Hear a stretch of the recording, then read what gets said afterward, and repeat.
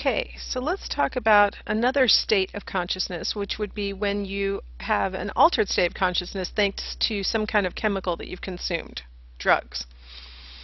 Okay, psychoactive drugs are any kind of chemical that can alter your mental state. So some are beneficial that help us with depression or anxiety or schizophrenia, something like that. And then others are purely, used for recreational purposes. Some are designed to help us with physical problems like morphine or heroin, and then people become addicted to using them for psychological reasons, right? So all of those are examples of psychoactive drugs because they have an effect on our mind, whether they're also having a side, their intended purpose is something physical. Now when we talk about drugs, we have to acknowledge that some people become addicted to a substance, to some kind of mind-altering chemical. Now how we know whether someone is addicted or not is a twofold measure. One is whether they are displaying tolerance for that drug or not. Here we have a chart from our textbook that shows us what it looks like when we're experiencing tolerance. So on the left-hand red arc, you see that their first exposure to the drug led to a small dose producing a big effect. So here on the y-axis we have how effective the drug is. Down at the bottom is little effect, at the top's big effect. The first arc, you see it took a small dose and they got a relatively big effect. But over time, it's going to take a larger and larger dose in order to produce that same amount of effect. That's what we call tolerance. The person has built up a tolerance for the drug, and it takes more and more of the same drug to have the same effect that they used to get with a smaller dose. If you drink caffeine of any sort or consume it in the form of chocolate or anything like that, you might notice that when you first started using it, you got some of the side effects of caffeine pretty easily. So you got like shaky hands, or your stomach growled, or something like that, or you didn't feel like eating when you were using it with just a small dose. But then over time, you might have built up tolerance that you can consume more caffeine in a day without having those same effects, right? That's what we mean by tolerance. You've grown to tolerate the drug. The other prong in the addiction fork is withdrawal symptoms. When you are undergoing withdrawal symptoms, what that means is that if you stop cold turkey, stop using the drug, you will have bodily effects or psychological effects that come from that are a rebound of you being deprived. With withdrawal, it can range from small things like difficulty focusing in the absence of the caffeine that you've become accustomed to, all the way up to big things like you might feel like you've got the flu after you've stopped consuming the amount of caffeine that your body has become to tolerate. You might be nauseated, have a pounding headache, things like that that are almost immediately cured if you go ahead and have another dose of caffeine. Withdrawal from heavier drugs like cocaine or heroin or something, they tend to cause bigger effects, depending on how big of a dose you've come to tolerate and then how abruptly you stop cold turkey. Some of our prescription medications, if you run out of your prescription, you will have really big withdrawal effects from the medication. I just recently read for anybody who's using SSRIs to deal with depression or anxiety or maybe fibromyalgia or something like that, abrupt withdrawal from SSRIs can cause tremors in your hands that may become permanent, which is really an interesting side effect. So sometimes you don't realize what some of the withdrawal symptoms are for the drug that you might be using.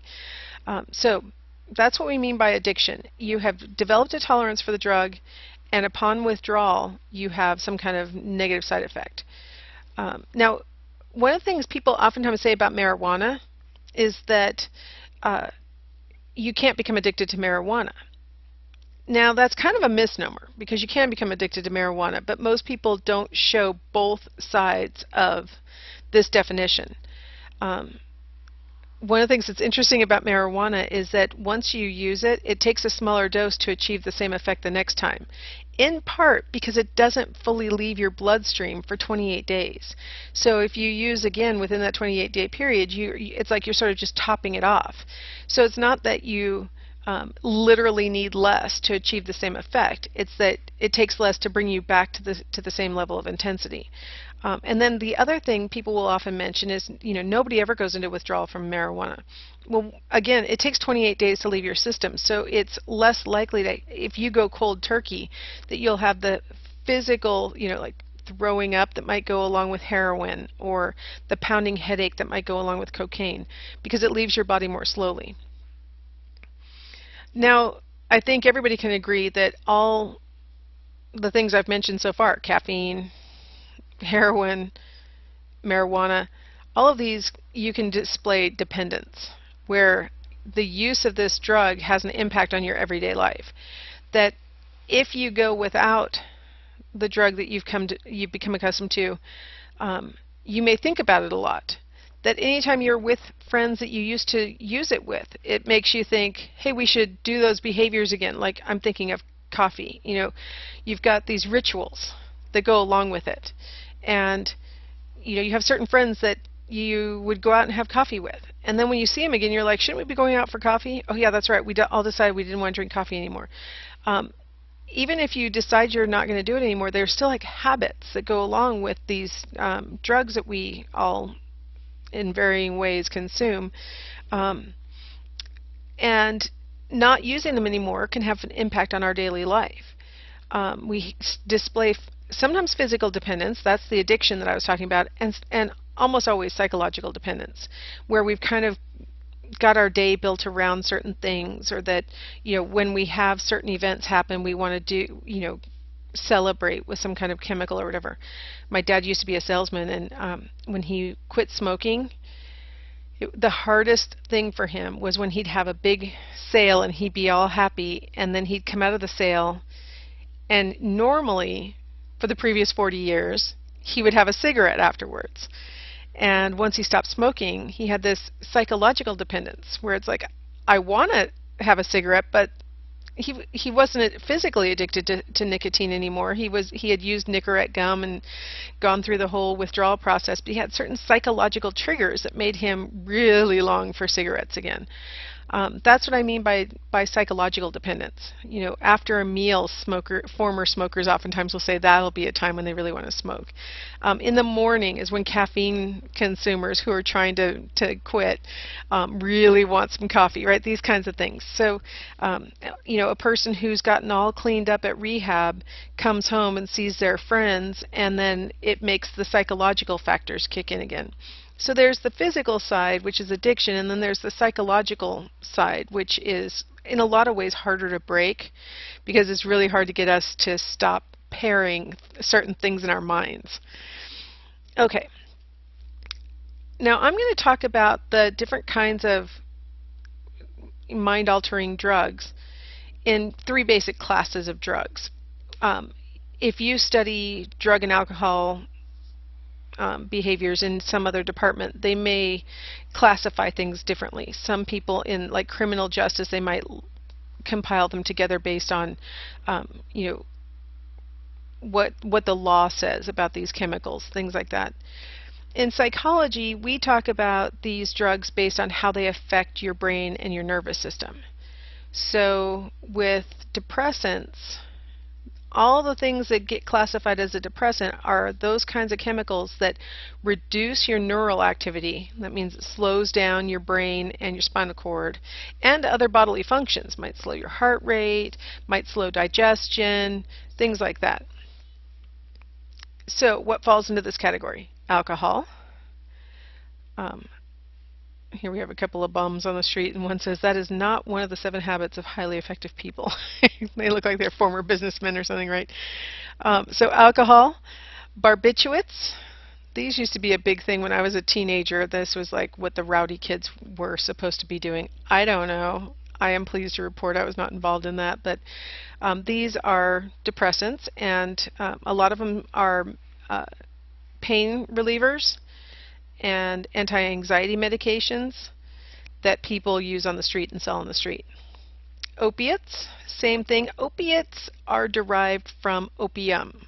So you've got opium, and then you've got other kinds of things that are molecularly very similar, like heroin, morphine, a lot of painkillers that start with the prefix oxy. So opiates would be another class of depressants. Oh, here's my picture of oxys. While we're looking at the oxys, I'll tell you a funny story I read in the newspaper a few years ago, several years ago now. Some kids apparently broke into a vet clinic expecting to steal some OxyContin, and they were caught, and they had not actually stolen OxyContin. They had stolen oxytocin, which is a hormone that new moms release after they've given birth, and it makes them feel cuddly, and it helps to establish another hormone called prolactin that causes milk to be produced and stuff. So the joke is these guys were all cuddly and their nipples were sore when they got picked up. But got to be careful if you're going to be stealing something that starts with oxy. There are other things that start with oxy besides OxyContin, oxycodone. Those things are pain relievers. And then there's, oxytocin, which is a hormone. How about if we don't steal anything and don't get addicted to depressants? Okay. So depressants reduce our neural activity and our other bodily functions. So what's that mean? Well, when we have slowed neural processing, of course, we're not thinking as quickly. And so our reaction time slows. Our ability to think negative thoughts about ourselves slows down, which can be a benefit. One reason why people consume these things, right? Let me see, I can't, sorry, okay. We become less inhibited.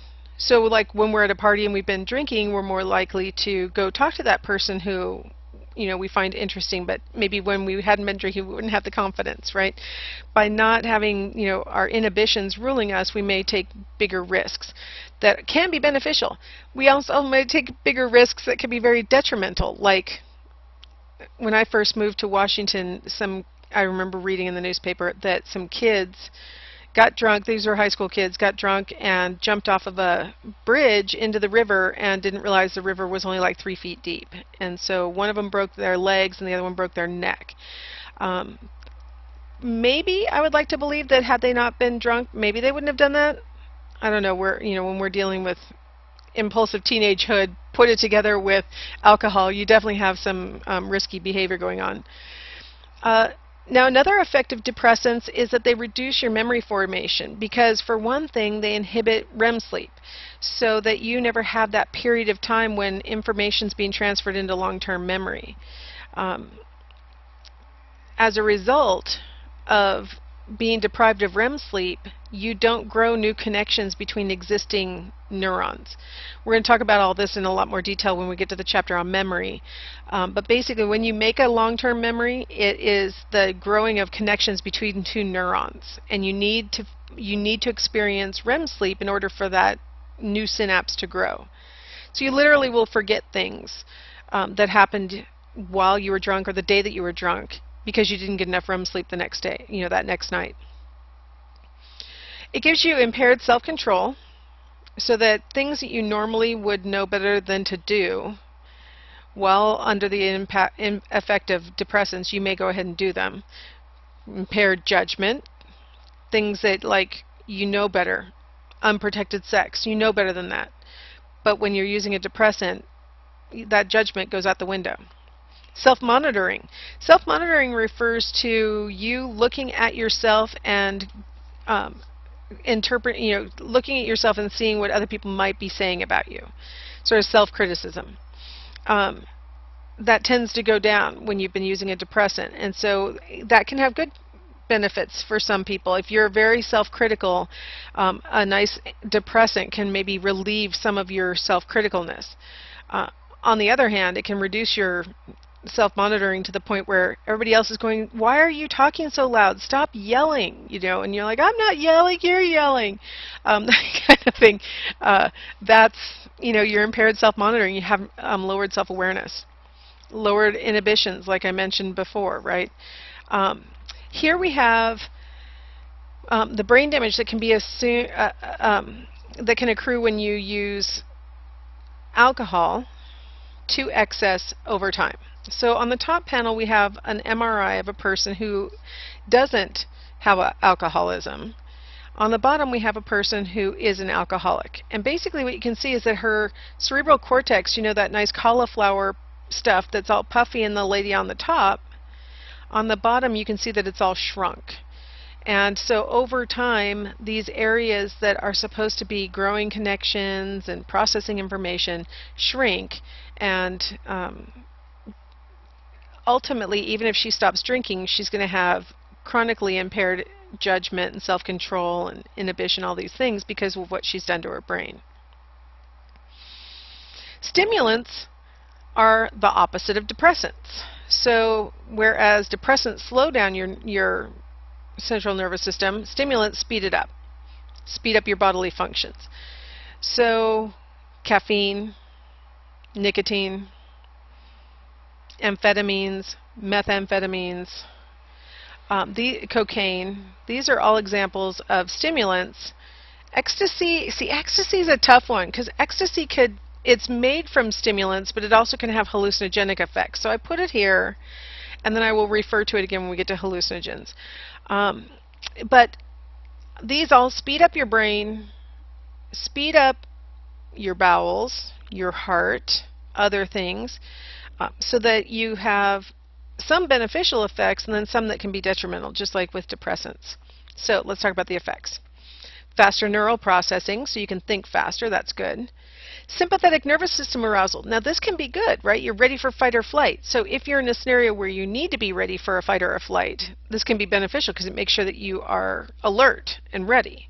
It can also be harmful if you're not in a situation that needs fight or flight and now you're feeling ready for fight or flight, which means that you might pick fights, right? You get like a little irritable when you've been using stimulants, but it also can cause your heart rate to go up and increases your blood pressure and gives you all sorts of negative physical effects. So dilated pupils, increased breathing and heart rate. It increases your blood sugar. Remember that was one of the things that happens when your sympathetic nervous system gets active, is a bunch of blood gets dumped in, bunch of glucose gets dumped into your blood, and then you have a decreased appetite. These things are fine when you're primed for a fight or for a flight, or when you need to be ready for a fight or a flight. But these can be harmful if you chronically are experiencing these things. So, a person who smokes or a person who drinks a lot of caffeine, you put yourself into this state thanks to those chemicals, and over the long term that can be harmful for your body. It can inhibit sleep, like I mentioned in an earlier lecture. You want to cut off all stimulants. I mentioned caffeine by 2 p.m. because you're going to have difficulty sleeping that night if you don't. Okay, here we have a person, well, two people who've been using meth. On the top is a woman in her mugshot on the left, and then a year and a half later after she's been using meth. And then we have a guy on the bottom, his mugshot, and then 3 months later when he's been using meth. One of the things you'll notice is the open sores on their faces, because one of the things that happens with meth is that hallucinogenic thing that I mentioned, which is you perceive things that aren't really there, and so they feel things crawling on them and they'll pick at it. And that's where those open sores tend to come from. They pick at it. It also does all sorts of negative things to their body, and you can lose your teeth and all sorts of stuff. So our last class of drugs would be the hallucinogens. These are what they sound like. They can give you what are basically hallucinations, where you're experiencing things that aren't really coming in through your senses. You're experiencing them and they aren't really there. So here we have LSD. If you're not familiar with LSD and why this would be a picture of it, LSD is oftentimes sold in little stamps that you tear apart and you put it on your tongue, and the active ingredient is on it and crosses over into your bloodstream that way. Marijuana. Mushrooms, the psychedelic mushrooms, are all examples. And like I said on the last class of things, ecstasy technically can fall under here also. It's really in the mind of the beholder, whether you want to call it a hallucinogen or you want to call it a stimulant. So what do they do? Well, hallucinogens, one thing they all have in common is they reduce the levels of serotonin in your brain. What that means is in the areas around your sensory cortex, so your touch receiving area that's up in your parietal lobe, your auditory cortex that's in your temporal lobe, your visual cortex that's in the occipital, those senses can be distorted by these chemicals, and you can perceive things that aren't really there. So the classic person using LSD sees tracers of light following their fingers as they move their hands through the air, things like that. Another implication of not having enough serotonin is that your body wants to fix that. When you have a depletion of serotonin, your brain says, I need to do something to bring my serotonin levels back into the normal range. One of the simplest, quickest ways to bring your serotonin levels back into the normal range is to consume simple carbohydrates, sugary things, refined things, so like white bread, Captain Crunch, let's see what's that, potato chips, cookies. All of these kinds of things are good examples of what a person might seek out when their brain perceives their serotonin levels to be low. Okay, so what does that sound like I was just describing? You want to eat Captain Crunch. You want some potato chips. Kind of sounds like the munchies, right, that some people who have been using marijuana experience. It's interesting how the person wants to use marijuana and get some of the effects, but the brain's like, I don't like this low level of serotonin, so let's do something to compensate. So sometimes people who use marijuana frequently gain weight from it, and part of it is because they are driven to consume carbohydrates to rebalance their serotonin levels. Part of it is also what THC actually does to their metabolism. So it tends to make people gain weight. Hallucinogens disinhibit us so that we're more likely to do, things that we wouldn't normally do. Sort of, if it feels good, do it. Euphoria is a common sought out effect of hallucinogens, right? You want to feel that euphoria where you feel really good, right? But one of the things that can happen is that you can have what's called, with LSD in particular, what's called a bad trip, where instead of feeling euphoria, you feel dysphoria, where you feel alienated, you feel really scared for no apparent reason, high anxiety, stuff like that. So it doesn't, not everybody has the same experiences when consuming hallucinogens. Now marijuana, or THC if you want to distill it down, some of the long-term effects of that, over time people who use these things daily tend to show impaired motor coordination. They have difficulty doing fine motor skills and even gross motor skills like riding their bicycle and stuff like that. Their perceptual ability goes down so that they have difficulty discerning what's happening out in the environment and what's just happening inside their own heads. And then their reaction time also is slowed. THC accumulates in your brain, and that's how come you don't have the withdrawal that like I was mentioning before. You tend to get a greater effect each time you use it, and so you may have had a good first experience, and then the second experience may be bad, or maybe it might not be till the fourth or fifth experience that you might have a bad experience, and that's because it accumulates, and so you're getting more than you think you are when you use a dose. THC literally shrinks the hippocampus, which is involved in the formation of memory, and it shrinks the amygdala, which can lead to fearful feelings. So you can get disrupted memory, and you can get paranoia as side effects of long-term use of THC. So these are things that happen because of exactly what the chemical is doing to the brain. THC activates some receptors in our brains called cannabinoid receptors, and so your brain stops producing its own natural cannabinoids and starts to rely on the THC, and that can cause some of these effects. We talked about agonists in the last chapter. Your brain starts to rely on it, and then drives you towards using THC again in order to bring up those brain levels again. And then, people who smoke their marijuana have, lung effects and cardiovascular effects that go along with any kind of smoke exposure. Anytime you're putting chemically air into your lungs, you're running the risk of bronchitis and emphysema and things like that, as well as increased blood pressure and stuff from holding your breath and all sorts of things. So long-term effects of marijuana, I know it's become legal in our state, and so a lot of people have concluded, well, it can't be that bad, it's legal. And it does have long-term effects that are negative, just like any of these chemicals that we've talked to have long-term effects. So I've heard some people say, it's natural, so how bad can it be? Well, coffee's natural, tea's natural, those have caffeine in them, and they can raise your blood pressure and all those kinds of things. Cocaine is natural. Yes, us Americans don't just chew the leaves like people in the Andes do. We distill it down and make it into something, sorry, dogs are barking. We make it into something crystallized so we can snort it or smoke it. But just because it's natural doesn't mean that it's harmless. Oleander is natural, but I don't think you should probably eat it. So natural is not really the harbinger of whether it's okay for us or not. Okay, so let's go ahead and stop here, and we'll come back in the next segment and talk about near-death experiences.